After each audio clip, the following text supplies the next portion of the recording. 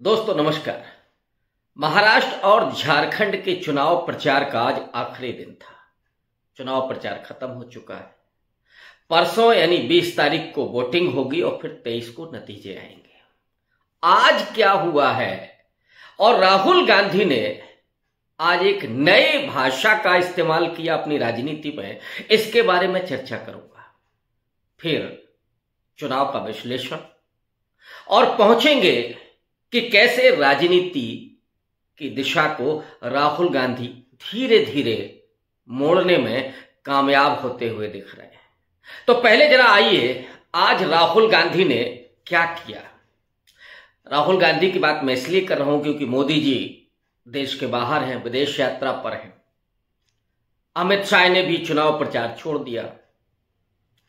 महाराष्ट्र का सारा दारोमदार अब नितिन गडकरी, देवेंद्र फडणवीस, अजीत पवार और एकनाथ शिंदे के कंधों पर होगा और इधर जिम्मेदारी राहुल गांधी ने उठा रखी है।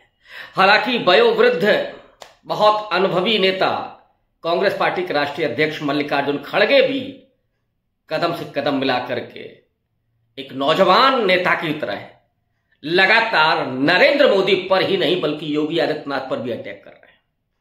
मल्लिकार्जुन खड़गे ने योगी आदित्यनाथ को जिस तरह से पानी पिलाया, उसकी चर्चा किसी और विमर्श में करूंगा। और इस समय तो वो मोदी की हवा निकालने में लगातार लगे हुए हैं, लेकिन आज की चर्चा सिर्फ राहुल गांधी की। राहुल गांधी को आज सुबह मुंबई में प्रेस कॉन्फ्रेंस करनी थी, थोड़ा सा टाइम डिले हुआ। मुंबई में प्रेस कॉन्फ्रेंस की और उसके बाद फिर रांची पहुंचे। जो मुंबई की प्रेस कॉन्फ्रेंस है उसकी चर्चा पूरे दिन हुई। अभी भी लगातार, जिसको हम लोग प्राइम टाइम डिबेट कहते हैं, उसमें राहुल गांधी के आज की प्रेस कॉन्फ्रेंस की चर्चा गोदी मीडिया तक में हो रही है। कम ज्यादा नैरेटिव अदला बदला आपको दिखेगा, लेकिन उसकी चर्चा करने से गोदी मीडिया भी अपने आप को रोक नहीं सकती। उसकी वजह राहुल गांधी ने आज एक नई भाषा का इस्तेमाल किया। मैं एक हिंदी का विद्यार्थी हूं तो उस भाषा को थोड़ा पकड़ने की कोशिश कर रहा हूं। राहुल गांधी ने आज नरेंद्र मोदी के नारे एक हैं तो सेफ हैं का विश्लेषण किया, लेकिन नरेंद्र मोदी ने यह नारा क्यों दिया था और कैसे दिया था, जरा इस पर पहले आते हैं। राहुल गांधी की जो भाषा है वो बेहद महत्वपूर्ण है, उसका विश्लेषण महत्वपूर्ण है, लेकिन यह भी जरा समझते जाइए। योगी आदित्यनाथ ने कुछ दिनों पहले एक नारा दिया, बटेंगे तो कटेंगे। इस नारे की चर्चा उत्तर प्रदेश में ही नहीं हुई, ये यूपी की सीमाओं को छलांग मार करके पार करते हुए महाराष्ट्र पहुंच गई, झारखंड पहुंच गई। पूरे देश भर के भारतीय जनता पार्टी और हिंदुत्ववादी संगठनों के जो एरे गहरे नत्थु खैरे तक हैं, वो भी बटेंगे तो कटेंगे जैसे नारे देने लगे। बंगाल में भी चल रहा है, महाराष्ट्र में भी चल रहा था। करीब एक सप्ताह तक इस नारे पर लंबी बहस होती है, लेकिन अचानक इस पर ब्रेक लग जाता है जब मोदी जी इस नारे को चेंज करते हैं। वो बटेंगे कटेंगे के स्थान पर एक है तो सेफ है नारा देते हैं। और योगी के नारे की आलोचना सिर्फ अजीत पवार नहीं करते, बीजेपी के कई नेता भी उससे असहमति दर्ज करते हैं। पंकजा मुंडे जैसी नेत्री महाराष्ट्र की, वो भी इस नारे को खारिज कर देती हैं। मैं इसका जिक्र इसलिए कर रहा हूं कि योगी आदित्यनाथ को लगातार भारतीय जनता पार्टी में कमजोर किया जा रहा है। गुजरात लॉबी उसमें कामयाब होते हुए दिख रही है। पिछले 3 महीने का अगर आप घटनाक्रम देखेंगे तो उत्तर प्रदेश से लेकर के वो राष्ट्रीय राजनीति तक में जिस तरह से योगी आदित्यनाथ अपने ब्रांड को एक नई धार, एक नया तेज, एक नई पैनापन देना चाहते हैं, उसकी धार को भोथरा करने में गुजरात लॉबी लगी हुई है। तो वो नारा खुद भारतीय जनता पार्टी के लोगों ने दरकिनार कर दिया, माने योगी जी का कद छोटा कर दिया, और मोदी जी का नारा एक है तो सेफ है ये चलने लगा। उस नारे को भोथरा, उस नारे को आज लगभग ध्वस्त कर दिया राहुल गांधी ने। इसलिए मैंने एक थोड़ी लंबी भूमिका आपके सामने रखी। और इस नारे को जब राहुल गांधी ने प्रस्तुत किया तो हिंदी भाषा के एक अलंकार के साथ और एक बाकायदा एक वस्तु के साथ। अब वो वस्तु क्या है? तिजोरी।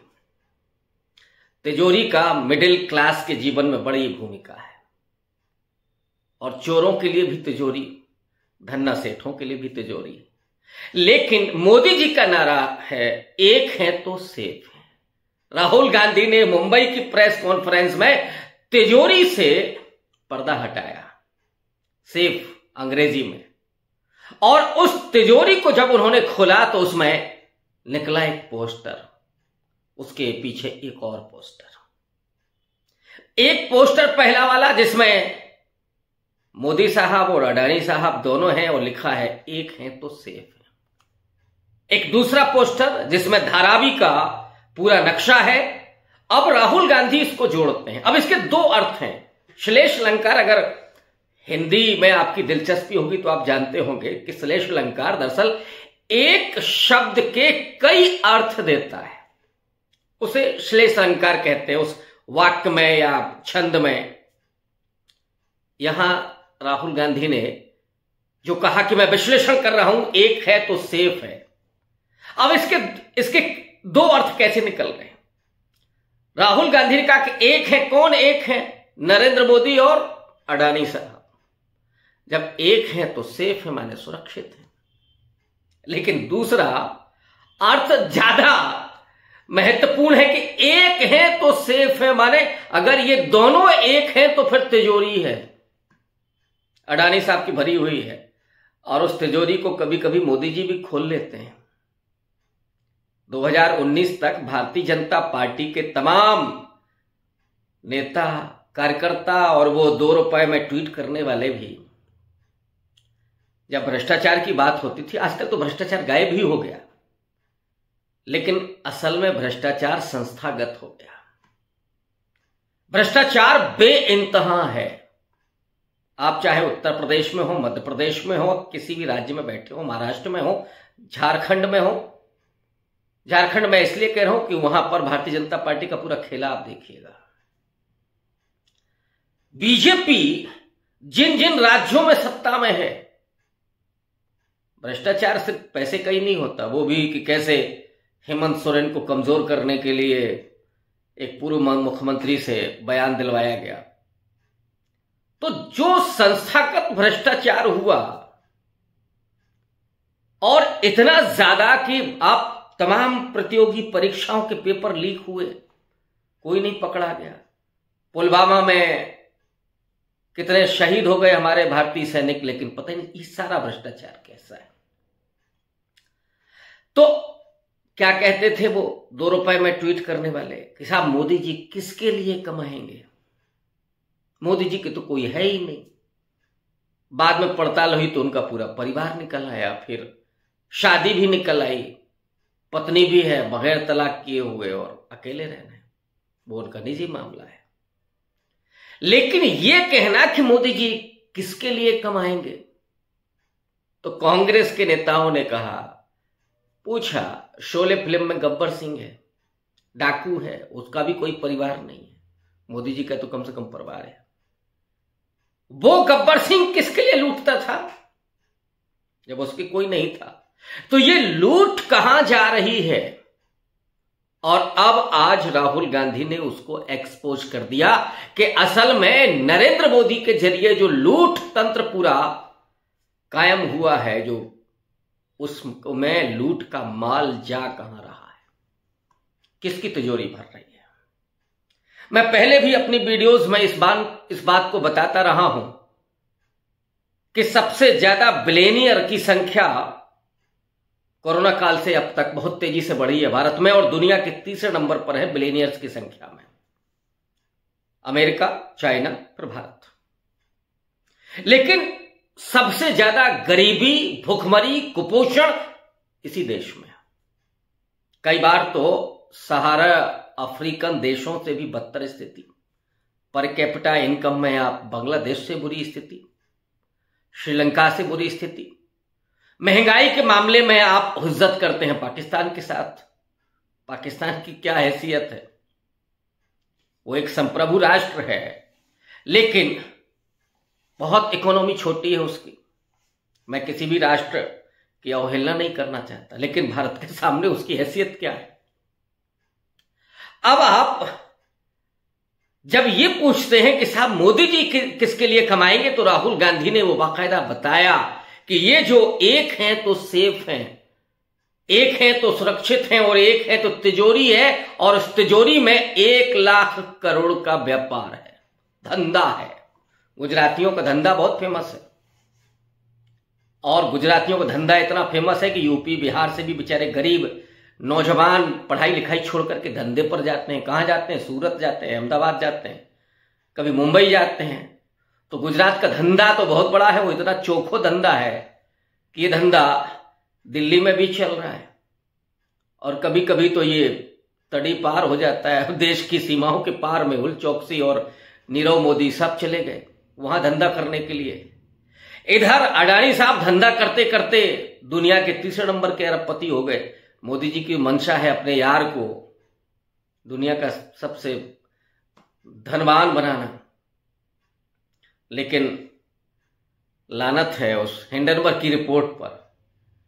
और राहुल गांधी ने जो सवाल उठाए, मैं इसलिए कह रहा हूं कि मोदी जी चाहते थे कि अपने यार को दुनिया की ताजपोशी करा दें।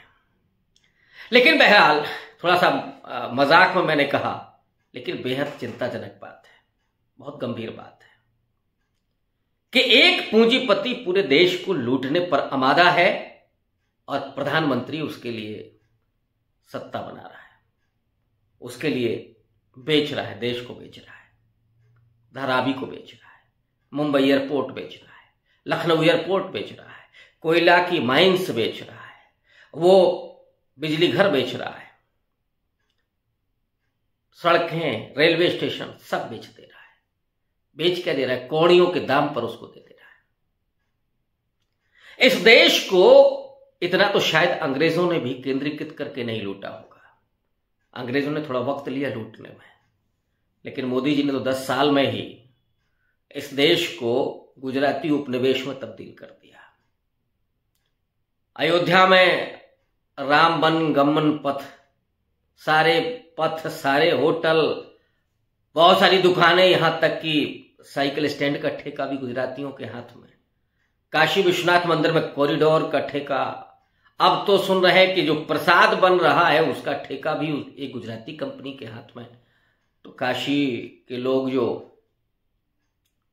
हरिहर घर घर मोदी कर रहे थे, उनका बैंड बज गया है। लेकिन जिस तरीके से राहुल गांधी ने आज तिजोरी दिखा करके, और कैसे डाका पड़ रहा है, और किसकी तिजोरी भर रही है, देश के खजाने पर डाका है, गरीबों की जेब से, मिडिल क्लास के जेब से जो पैसा जा रहा है जीएसटी के जरिए, किसानों की जमीनों पर जो नजरें गड़ी हुई हैं, मजदूरों की जो मजदूरी का शोषण हो रहा है, काम के घंटे बढ़ा दिए गए, पता ही नहीं चला, हवा ही नहीं लगी। एजुकेशन का बजट, हेल्थ का बजट सिकुड़ गया है, रक्षा बजट बढ़ गया है, और उसमें अडानी साहब आजकल उसमें इन्वेस्ट कर रहे हैं, वहां कंपनियां चल रही हैं। रक्षा आयुध में कभी उन्होंने हेलीकॉप्टर तक तो बनाया नहीं होगा, वो तो अनिल अंबानी को दे दिया था एक बार। ये जो परिस्थिति है वो इस देश की आर्थिक और राजनीतिक हालात को दिखाती है। लेकिन राहुल गांधी ने जो आज भाषा का प्रयोग किया, उसकी थोड़ा सा और व्याख्या में करूंगा। मैं ये भी बराबर कहता रहा हूं कि इन 10 साल में जो देश बदला है, और कंगना रनौत के लिए तो देश को आजादी मिली है 2014 में, कुछ लोगों के लिए 1000 साल के बाद, 1500 साल के बाद हिंदू राष्ट्र बना है, हिंदू राज्य वापस आया है। लेकिन उनको नहीं मालूम है कि वो संविधान के खिलाफ बात कर रहे हैं। अब खैर, इस दौर में हिंदुत्ववादियों के अलावा कोई कुछ बोल देगा तो वो देशद्रोही हो जाएगा, अर्बन नक्सल हो जाएगा। हो सकता है कि उस पर यूएपीए भी लग जाए, और नॉर्थ ईस्ट में कोई है तो अफस्पा लग जाए।